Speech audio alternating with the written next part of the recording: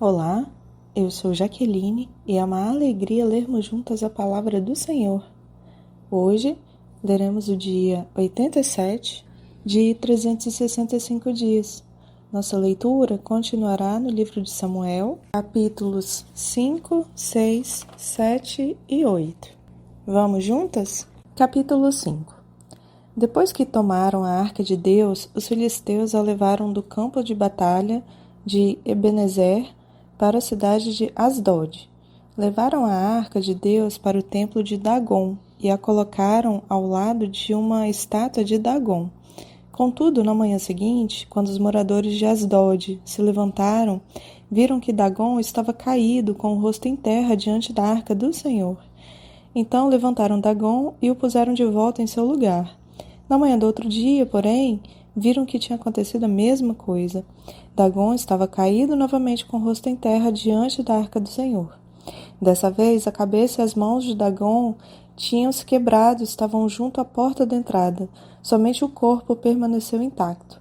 Por isso, até hoje, os sacerdotes de Dagon e aqueles que entram em seu templo em Asdod não pisam na soleira da porta. Então a mão do Senhor pesou sobre os moradores de Asdod e dos povoados vizinhos e os feriu com uma praga de tumores. Quando o povo de Asdod viu o que estava acontecendo, exclamou: "Não podemos mais ficar com a arca de Deus de Israel. A mão dele pesou sobre nós e sobre Dagon, nosso Deus." Então reuniram os governantes das cidades dos filisteus e lhes perguntaram: "O que devemos fazer com a arca do Deus de Israel?" Os governantes responderam: "Levem a arca para a cidade de Gate." Então levaram a arca do Deus de Israel para Gate. Mas quando a arca chegou a Gate, a mão do Senhor pesou sobre a cidade, ferindo com uma praga de tumores os homens de lá, tanto os jovens como os velhos, e houve grande pânico. Por isso, enviaram a arca de Deus para a cidade de Ecrom. Mas quando os habitantes dali viram que ela estava na cidade, exclamaram: "Por que estão trazendo a arca do Deus de Israel para cá? Querem matar todo o nosso povo?" Reuniram mais uma vez os governantes filisteus e suplicaram: "Mandem a arca do Deus de Israel de volta para sua própria terra, para que não mate todo o nosso povo." Pois a mão de Deus já pesava sobre a cidade, e um pavor mortal se espalhava por todo o lugar. Os que não morreram foram afligidos com tumores, e o clamor da cidade subiu até o céu. Capítulo 6. Ao todo, a arca do Senhor permaneceu 7 meses no território filisteu. Então os filisteus chamaram seus sacerdotes e adivinhos e lhes perguntaram: "O que faremos com a arca do Senhor? Digam-nos como devemos mandá-la de volta para sua própria terra." Eles responderam: "Se vocês vão mandar a arca do Deus de Israel de volta, enviem com ela uma oferta pela culpa, para que cesse a praga. Então, se forem curados, saberão que foi a mão dele que causou a praga." "Que tipo de oferta pela culpa devemos enviar?" perguntaram os filisteus. Eles responderam: "Uma vez que a mesma praga atingiu vocês e seus 5 governantes, façam 5 tumores de ouro e 5 ratos de ouro, como os que devastaram sua terra. Façam essas imagens de tumores e de ratos para demonstrar honra ao Deus de Israel. Quem sabe ele pare de afligir vocês, seus deuses e sua terra. Não endureçam o coração como fizeram o faraó e os egípcios, que só deixaram Israel partir quando Deus os castigou severamente. Agora construam uma carroça nova e escolham 2 vacas que tenham acabado de dar cria e sobre as quais nunca tenha sido colocada a canga de um arado. Atrelem as vacas à carroça, mas prendam no curral os bezerros recém-nascidos. Coloquem a arca do Senhor sobre a carroça e ao lado dela ponham uma caixa com os objetos de ouro que vocês enviarão como oferta pela culpa. Então, deixem as vacas irem para onde quiserem. Se elas atravessarem a fronteira da nossa terra e se dirigirem a Bet-Semes, saberemos que foi o Senhor que trouxe sobre nós essa grande calamidade.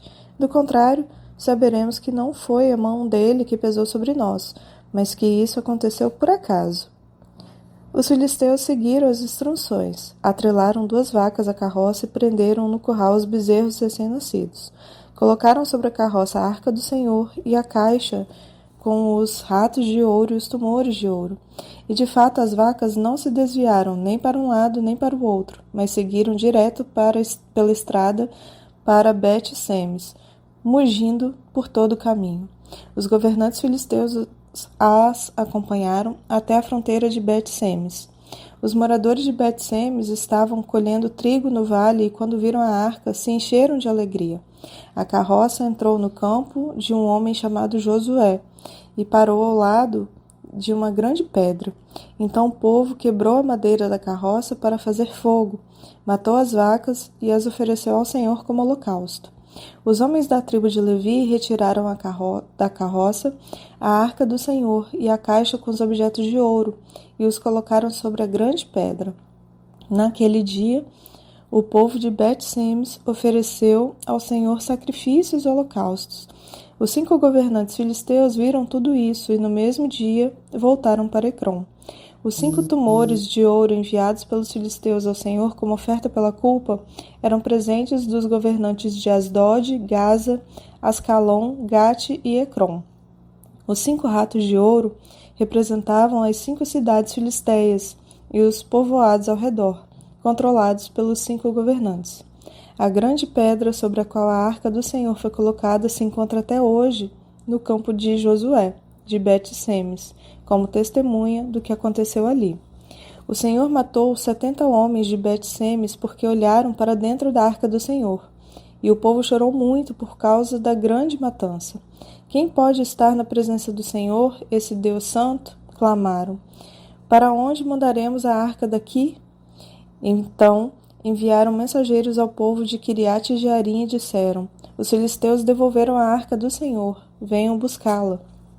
Capítulo 7. Então os homens de Quiriate-Jearim foram buscar a arca do Senhor. Eles a levaram até a casa de Abinadab, numa colina, e consagraram seu filho Eleazar para tomar conta da arca do Senhor. A arca permaneceu em Quiriate-Jearim por muito tempo, 20 anos no total. Durante esse período, todo Israel lamentava à espera de alguma ação do Senhor. Então Samuel disse a todo o povo de Israel: se de fato vocês desejam de todo o coração voltar ao Senhor, livrem-se de seus deuses estrangeiros e das suas imagens de Astarote. Voltem o coração para o Senhor e obedeçam somente a Ele. Então Ele os livrará das mãos dos filisteus. Assim, os israelitas se desfizeram das suas imagens de Baal e de Astarote e serviram somente ao Senhor. Então Samuel lhes disse: reúnam todo o Israel em Mispá, e eu orarei ao Senhor por vocês. Eles se reuniram em Mispá e tiraram água do poço e derramaram diante do Senhor. Também jejuaram o dia todo e confessaram que havia pecado contra o Senhor. Foi em Mispá que Samuel se tornou juiz em Israel. Quando os governantes filisteus ouviram que os israelitas haviam se reunido em Mispá, mobilizaram seu exército e avançaram. Ao saber que os filisteus se aproximavam, os israelitas ficaram muito assustados. Não pare de clamar ao Senhor nosso Deus para que Ele nos salve dos filisteus, imploraram a Samuel. Então Samuel escolheu um cordeiro que ainda mamava e o ofereceu ao Senhor como holocausto. Suplicou ao Senhor em favor de Israel, e o Senhor o atendeu. Enquanto Samuel oferecia o holocausto, os filisteus chegaram para atacar Israel. Naquele dia, porém, o Senhor falou do céu com voz poderosa de trovão, provocando pânico entre os filisteus, e eles foram derrotados diante dos israelitas. Os soldados de Israel os perseguiram desde Mispá até um lugar abaixo de Bet-Car, matando-os ao longo do caminho. Então Samuel pegou uma pedra grande e a colocou sobre as cidades de Mispá e Gesana. Deu à pedra o nome de Ebenezer, pois disse: até aqui o Senhor nos ajudou. Assim, os filisteus foram derrotados e não voltaram a invadir Israel por algum tempo.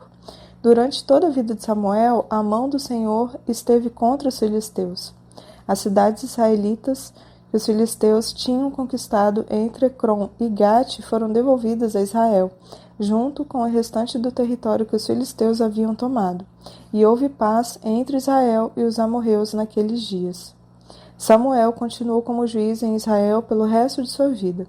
A cada ano viajava pelo território e julgava o povo de Israel em 3 locais.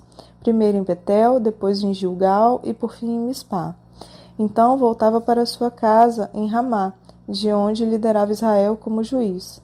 Ali Samuel construiu um altar ao Senhor. Capítulo 8.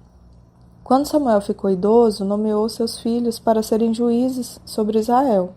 Joel, seu filho mais velho, e Abias, o segundo mais velho, julgavam em Berseba, mas não eram como seu pai. Eram gananciosos, aceitavam subornos e pervertiam a justiça.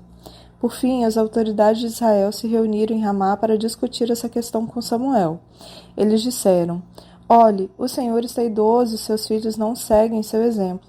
Escolha um rei para nos julgar, como ocorre com todas as outras nações. Samuel não gostou que lhe tivessem pedido o rei e buscou orientação do Senhor. O Senhor lhe respondeu: Faça tudo o que eles pedem, pois é a mim que rejeitam, e não a você. Eles me rejeitaram como seu rei. Desde que os tirei do Egito até hoje, eles têm me abandonado e seguido outros deuses. Agora, tratam você da mesma forma.